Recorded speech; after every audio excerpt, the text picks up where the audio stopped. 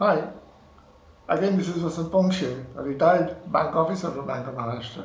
My mobile number is 94223 19827. Now I start part E of my video number 4, series number 2, Bank Nationalization to Bank Privatization. Up till now, part A, B, C, D you have seen and you have responded very well. I am thankful to you for that. And as I have been telling since the beginning, that at the beginning of every part and at the end of every part, I will try to cover some latest news items as far as the banking and economy is concerned. Now, what is latest when we start with part E? The information which has come that the GST collection has severely impacted due to COVID, and the shortfall is to the extent of 2,35,000 to 2.35 lakh crores. That is what the Finance Secretary has recently said. He has also informed that the government has released more than 1.65 lakhs for GST compensation to different states, including 13,800 something for March. Now, the total amount of compensation released in current year is around 1.65 lakhs crores. That is what the Finance Secretary has said. Now, for recovery efforts, the government has given recent directives to the public sector banks to initiate insolvency proceedings against big borrowers or maybe even small borrowers against the personal guarantees. So this is the new push and new punch which is coming, and the government has asked the public sector banks to try through NCLT the recovery cases based on the personal guarantee. Now, on the other side, at international level, World Bank has confessed, it has stated that the data about the ranking for doing business, doing best business, there are some irregularities found in that, and accordingly, December 18 data, the data published in October 17 and also in 19, they want to recorrect the data, and accordingly, maybe the ranking of different nations as far as doing business, ranking for doing good business is concerned, it may undergo a change. Now, recently we have seen that RBI report, and in some different contexts, the RBI and the RBI governor has expressed that bankers are too much cautious and they are risk averse, and banking is a business of taking risk. And if they behave in such a way and they withhold the credit as a result of their risk aversion, then there will be a problem, and it will be what we say non-productive for the public sector bank itself. So he has said that come out, take a little risk and do some good credit dispensing during the tenure of COVID data, which will help revive the economy. The another that way, it's a sad news which has come that CMI data is suggesting that more than 2 crore jobs have been lost, and that is a big shock.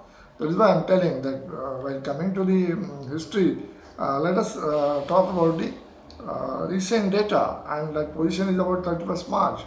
And the RBI report has also indicated that the number of frauds in banks and mainly also in public sector banks have increased, and many of the frauds are technology related and big frauds are there.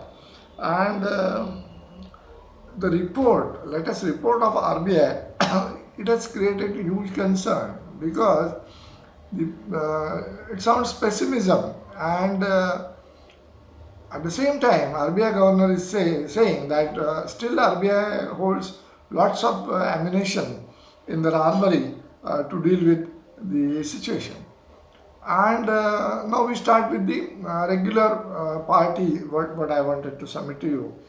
Now, as I have been telling, the suggestion of one of the panel was to establish Banks Board Bureau as a first step. And it was considered to be a beginning with the era of privatization of banks, and around about some suggestions are given. And it said that appropriate legislation should be done, then government shareholding has to be transferred with BIC. They came with the new concept, that bank investment company, a new holding company, they suggested BIC, and they said that the government shareholding should be transferred to that BIC, and BIC's investment in a bank should be less than 50%, and it should be further reduced in long term, that is may say 2 years or 3 years. And finally they said that the ownership of function will be transferred to BIC to bank boards, and bank boards will become truly empowered. That is the concept of empowerment of bank boards.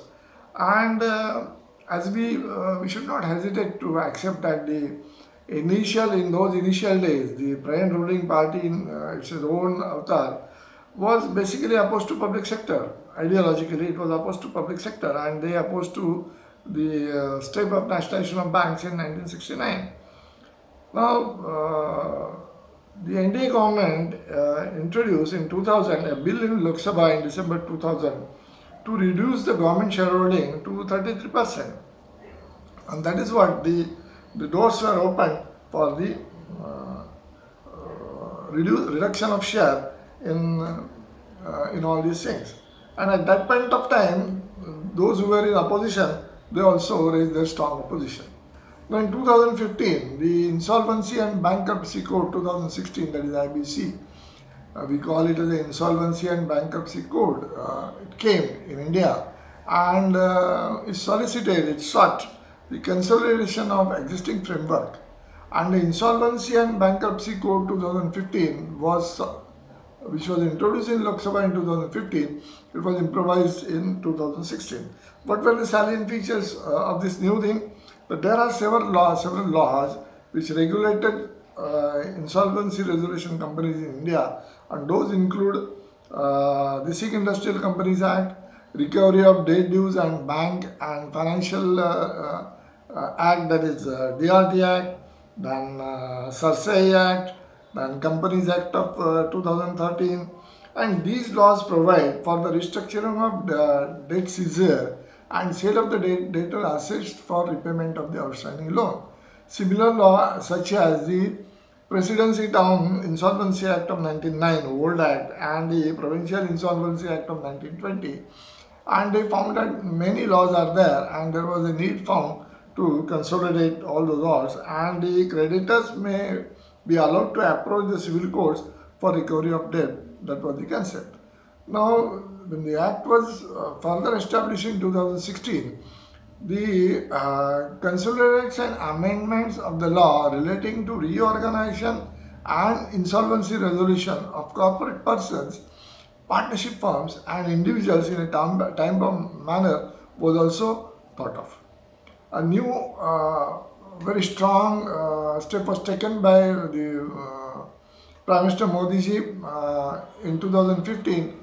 Many people criticized it, many people appreciated it, and the Planning Commission was replaced by NITI Aayog. And the full form of NITI Aayog that time, as it is today also, that National Institute for Transforming India, that is NITI Aayog, and it was resolved by the Union Cabinet on 1st January 2015. And that is how, while designing the strategic and long-term policies and programs for the Government of India, NITI Aayog shall also provide relevant technical advice. That was the expectation of the NITI Aayog when it was established. And the Government of India, in keeping its reforms agenda going on, taken over from the past government, it constituted the NITI Aayog, and it replaced the Planning Commission which was established in 1950. So more than 65 years old Planning Commission was dismantled. In 2015, Bandhan Bank came into existence, and IDFC First Bank also came into existence. The another major reform taken by this new government was in 2015, and that is Mudra Bank.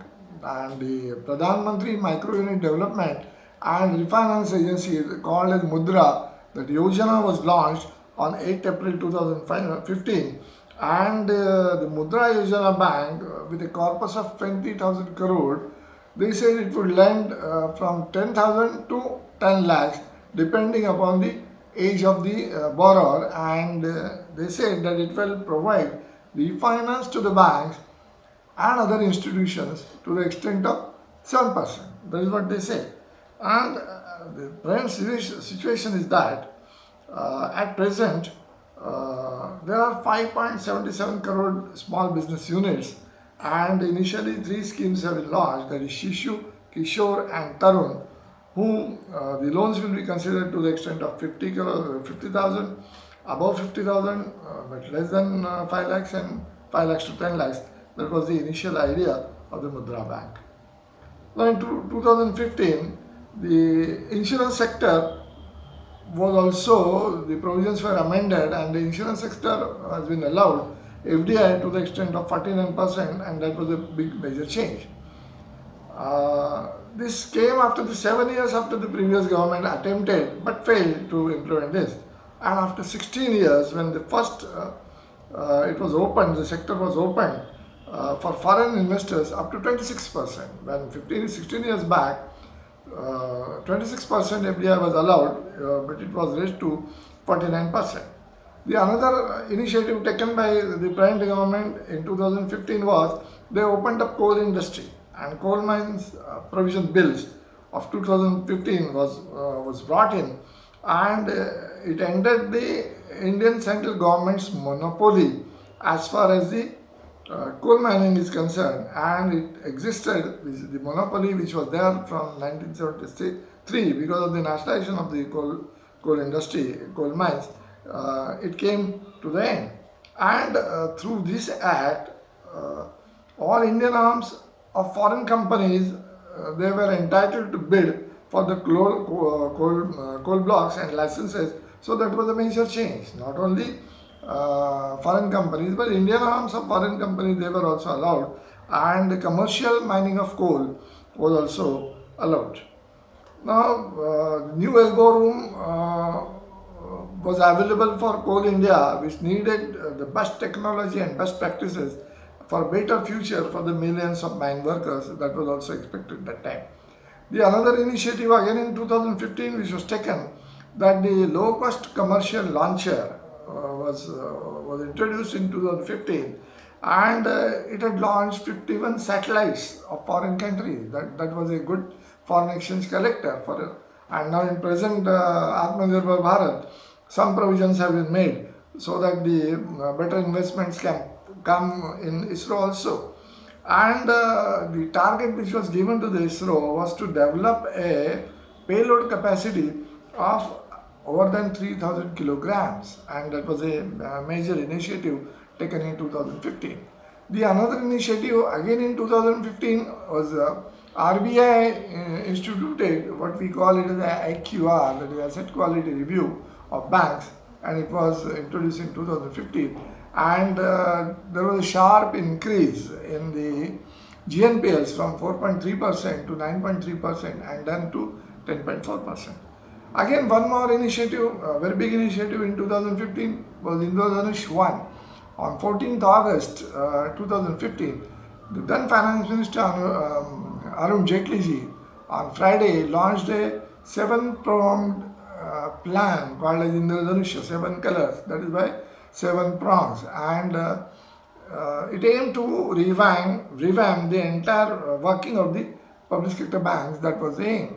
And what were those 7 elements? Those include appointments, board of banks bureau, then capitalization, de-stressing, empowerment, framework of accountability, and governance reforms, governance reforms.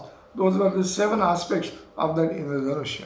And Banks Board Bureau will be replacing the existing appointment boards. Those were there, and would be the next 6 months. Initially, would be headed by the then RBI governor. Then it said that Banks Board Bureau would also hold bad assets of public sector bank, but today it is nowhere seen as it is there as the role of Banks Board Bureau. And under the recapitalization form of public sector banks, 13 public sector banks were recapitalized to the extent of more than 20,000 crores. And the rest of 5,000 crores were subsequently given, and SBI got the big lot of 5,511 crores, followed by Bank of India 2,455, IDBI 2,229, PNB 1,732, Aayog 2009. And that time, the then Finance Secretary announced the appointment of former Microsoft Chairman of India, Ravi Venkatesan, as the Chairman of Bank of Baroda. So it is the first time that the chairmen and managing directors or chairman, MD and CEOs of these banks, first time appointed from outside, otherwise from within, general manager, executive director, CMD, like that appointment used to take place. And similarly, Rakesh Sharma of Lakshmi Vilas Bank was appointed as MD and CEO of Canara Bank. So these two big banks, they got a CNMD, that way having less banking exposure, we can safely say. In August 2015, new concepts in banks came, that is ESOP and ESPS. We all know about that. In August 2015, the government announced the ESOPs would be introduced to the employees in public sector banks. Now ESOPs would form as an incentive, and ESPS, that the employees will have to purchase the shares of their own company or own bank at considerable rate. Then many renowned private banks that time, including HDFC, ICICI, Axis Bank, InsuranceIndra, they already have a concept of ESOPs in their C2C packages, and it was expected that the similar pattern should be emulated by the public sector banks. And subsequently, ESPS were, we can say ESPS were forced on the employees, because some employees were willing, some were not willing, and there was difference of opinion in different unions operating in banking industry. Some were opposing, some were in favor of that. But the interesting part which I would like to share to you, that during that period in the entire banking industry in last 2 years, the ESPS to the extent of 5,000 crores were pushed, and which is the figure around the same 5,000 crores what was which was the wage revision impact of the previous wage revision. So the survey which was taken suggested that ESOPs of public sector bank will give a feeling of ownership to the bank employees, and they will react more sincerely, and they would embrace the risk. That was the concept. Now in 2016, 20th February 2016, Banks Board Bureau, it was announced, the constitution and composition was also announced, and it started functioning from 1st April 2016. And the critical role in reforming troubled public sector banks by recommending appointment of leadership and positions in board, that was the duty of the Banks Board. Even today it is duty.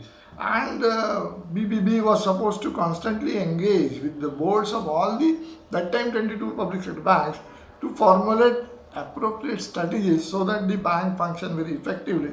And it was expected that the BBB would constantly keep themselves engaged with different directors of the boards of the bank. And it was also said that the bureau will search for the heads for these financial institutions, and also chairmen and non-financial directors for all this.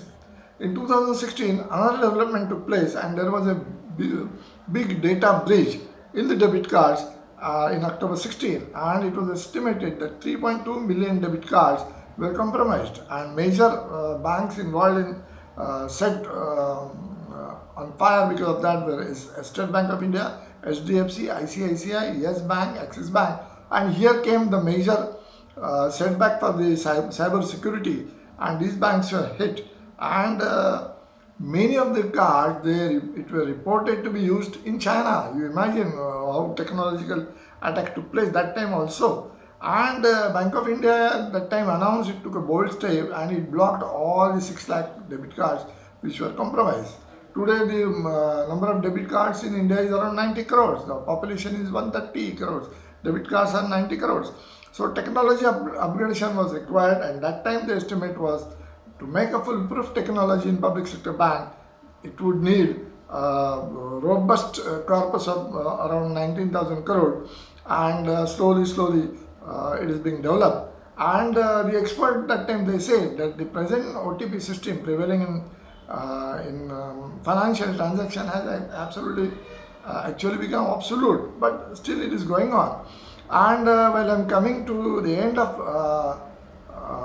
this video party, because around 16-17 minutes have taken place, so I'll wind up this party within 2-3 minutes by telling you a few more technological latest development. And now they are saying that the facial recognition and IRIS scans will be used for beyond DBT for the welfare scheme payouts, and that will ensure 0% error.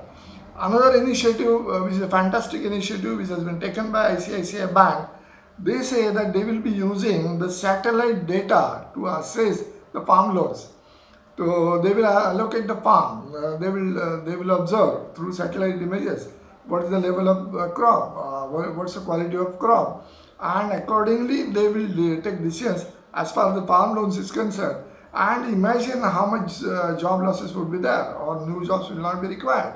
Go and visit the farm, check up all these things. It will not be there, only satellite images. It will do the work. So that is the new thing which is coming in the market.